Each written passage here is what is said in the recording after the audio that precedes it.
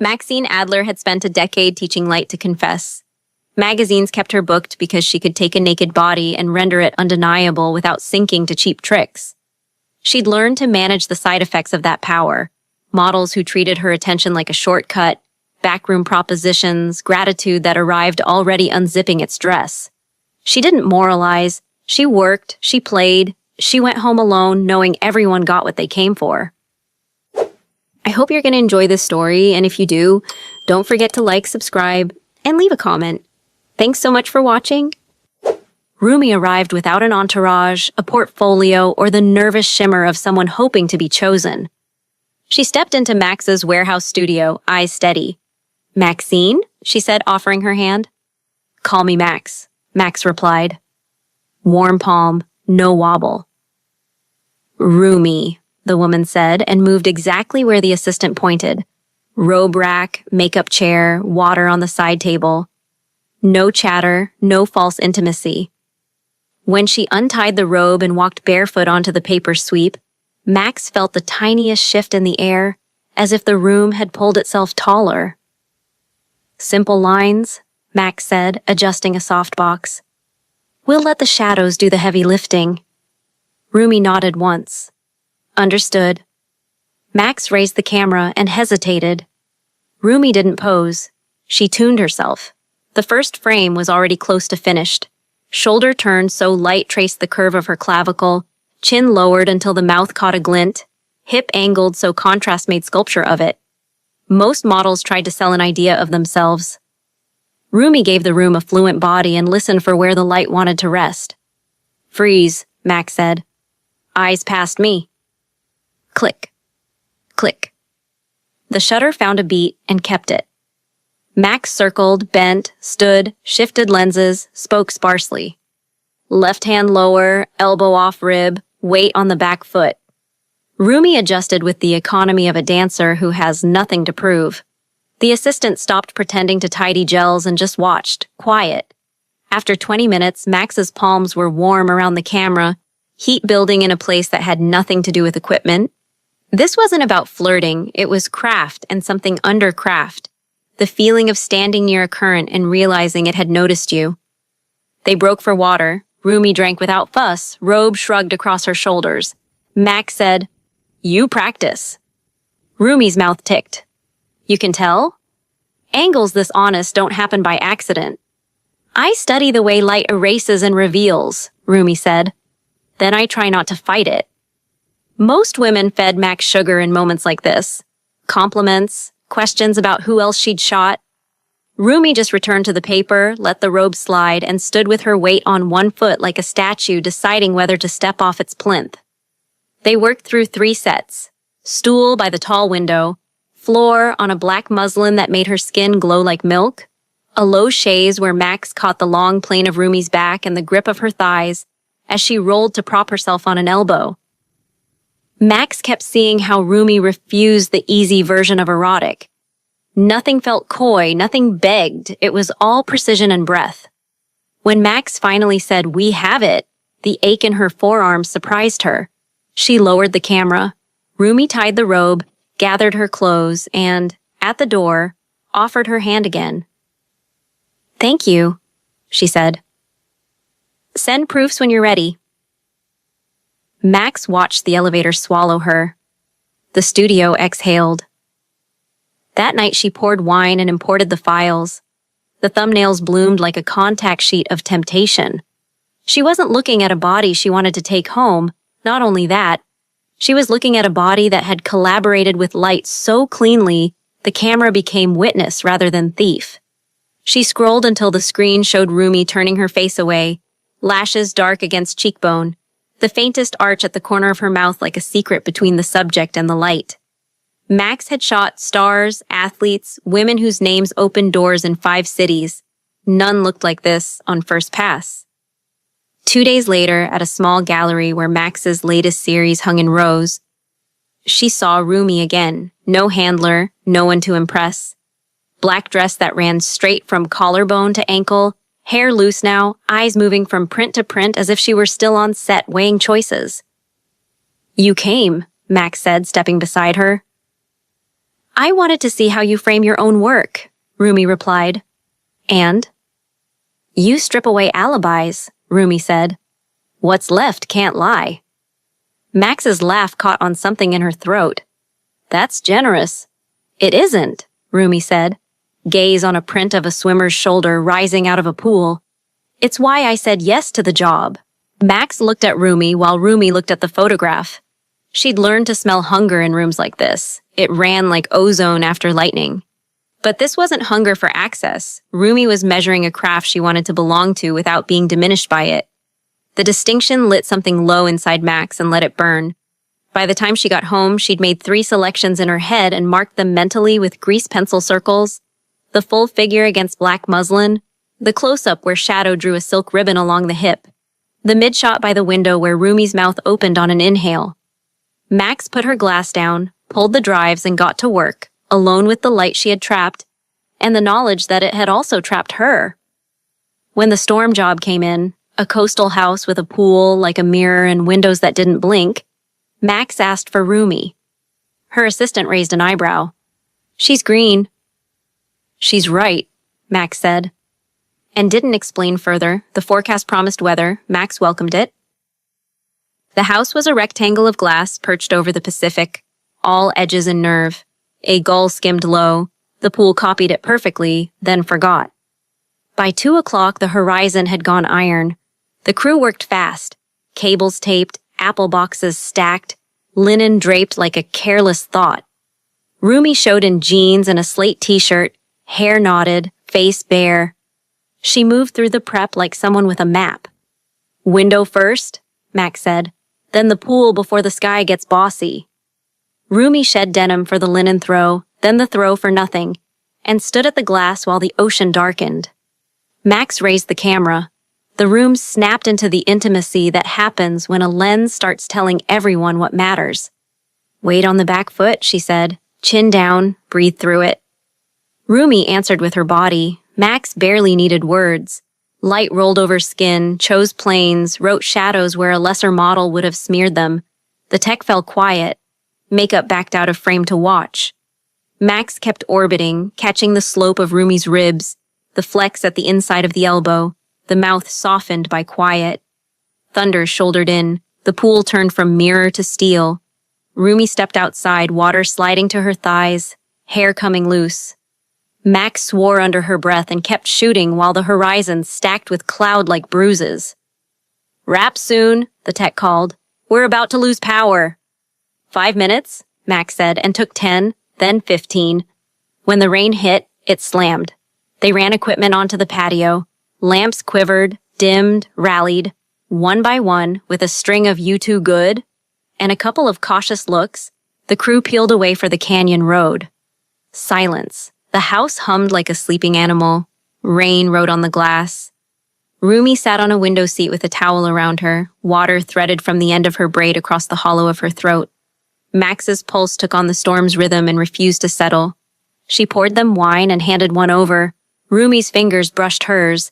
Heat jumped skin to skin, not fireworks, just a clean electrical fact. You move like light is talking to you, Max said. It is, Rumi answered, watching the storm. It says where not to stand. It also says where to be, Max said.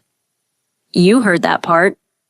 Rumi's mouth curved. She looked at Max then, not shy, not defensive, prepared, as if she were stepping onto a mark and knew the scene would change.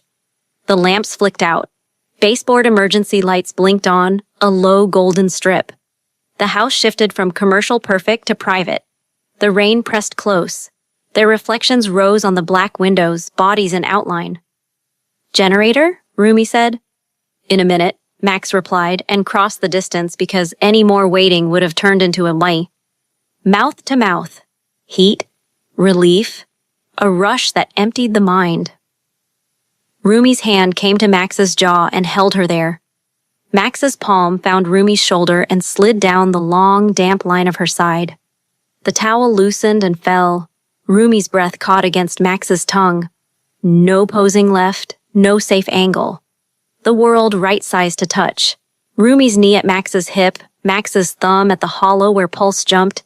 The intake of breath when Max grazed the soft skin beneath the ear. They reached the low chaise by the window by instinct. Clothes became obstacles and stopped being obstacles.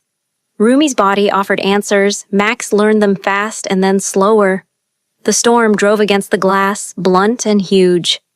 Inside, the sounds were smaller and more dangerous. Rumi's fingers slid under Max's shirt, nails tracing the slope of her back. When the generator coughed and lights came back, their chests were rising hard, the towel a white flag on the floor, their heat stamped into the cushions. Rumi covered herself without scrambling, breath steadying. The shift in her face wasn't shame, it was resolve. "This can't happen at work again," she said. "I won't be that story." Max nodded, throat tight. "Understood." "I'm not pretending I didn't want it," Rumi added. I do, but the job stays clean." "You have the job," Max said. The words tasted like pledge and concession both. "Send me the proofs," Rumi said, soft enough to take the sting out of boundaries. She dressed, tied her hair, and stood at the door, watching rain pool on the slate steps. "Rumi," Max began. "Not now," Rumi said, gentler than the phrase usually allowed. When she was gone, the house felt bigger, like a stage struck between scenes. Max collected towels and the scattered linen with mechanical care, then sat in the silence and let the warmth ebb from her hands. She had shot thousands of frames, but it was the unshot ones that kept the room bright.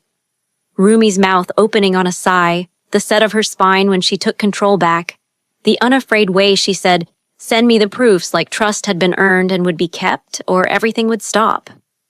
The storm blew itself out. Max slept badly, woke early, and culled with ruthless clarity.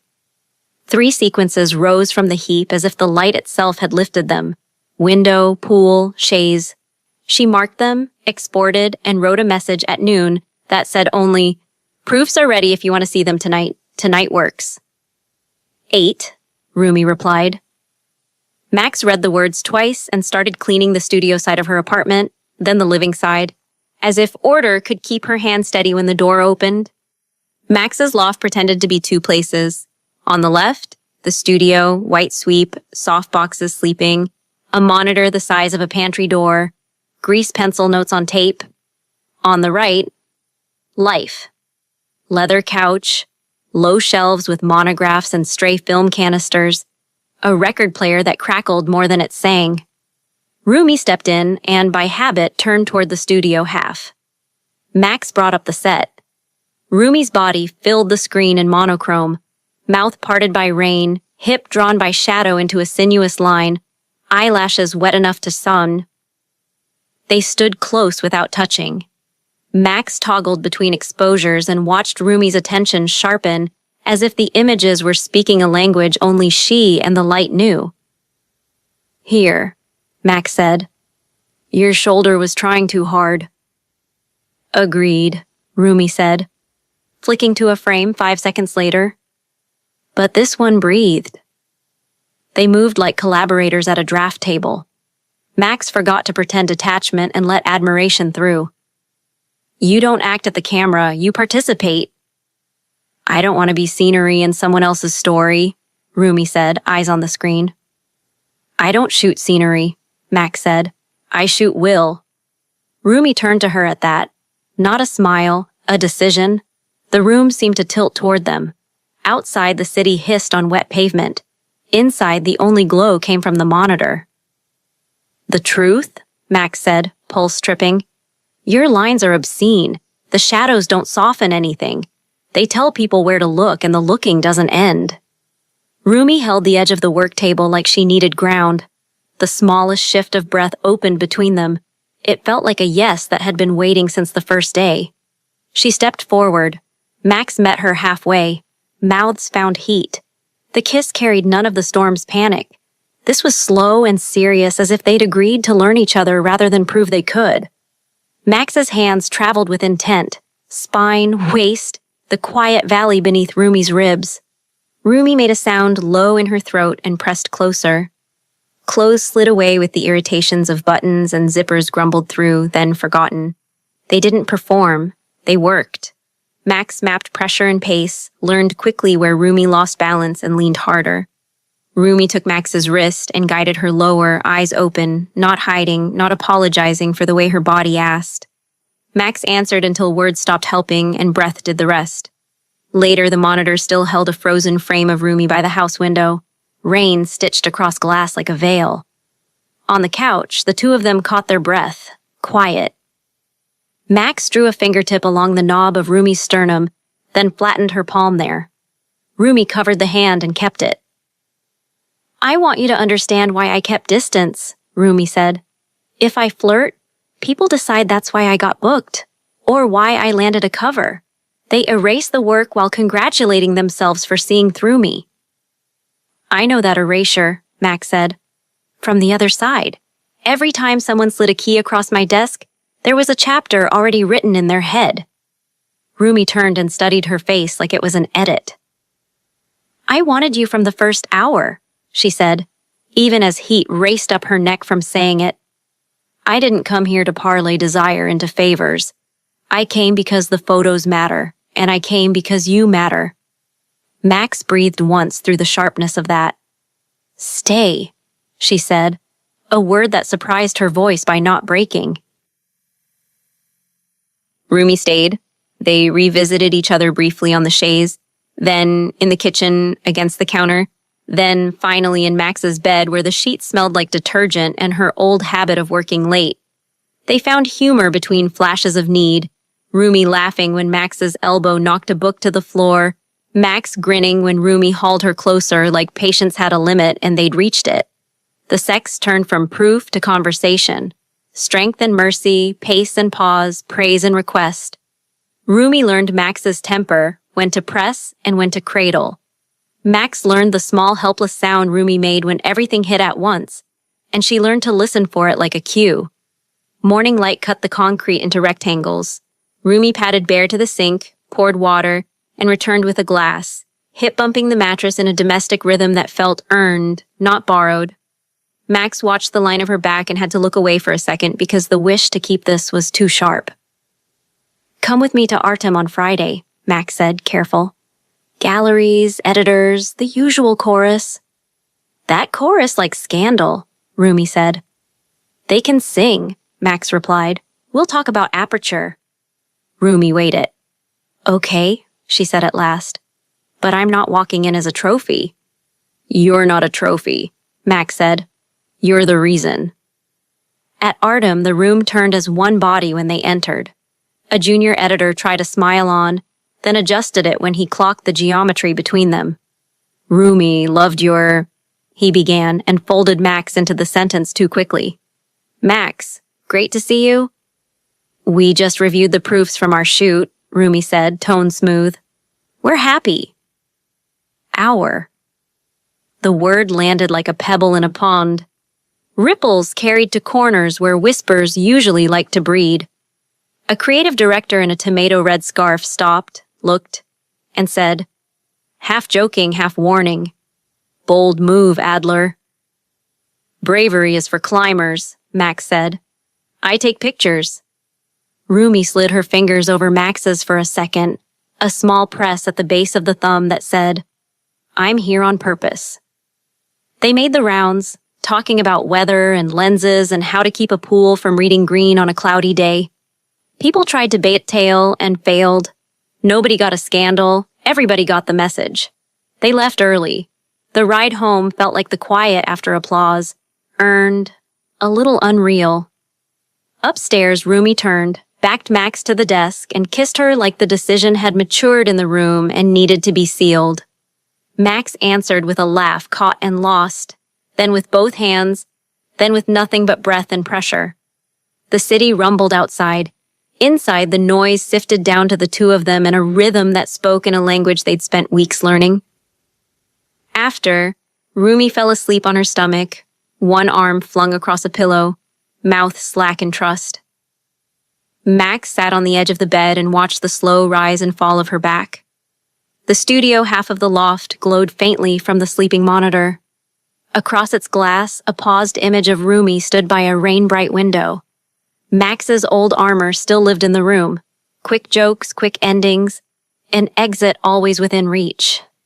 None of it fit. Here was a woman who had turned down easy lanes, who had walked into a party at Max's side without shrinking or clinging, who had spoken the word "our" like a fact, and then let the work defend it. Max reached for the lamp, then didn't. The choice had already been made. She slid under the blanket, careful not to wake Rumi, and lay there with the warmth of another body a hand's width away. It wasn't access that surrounded her, not a backroom deal, not a shortcut disguised as a kiss.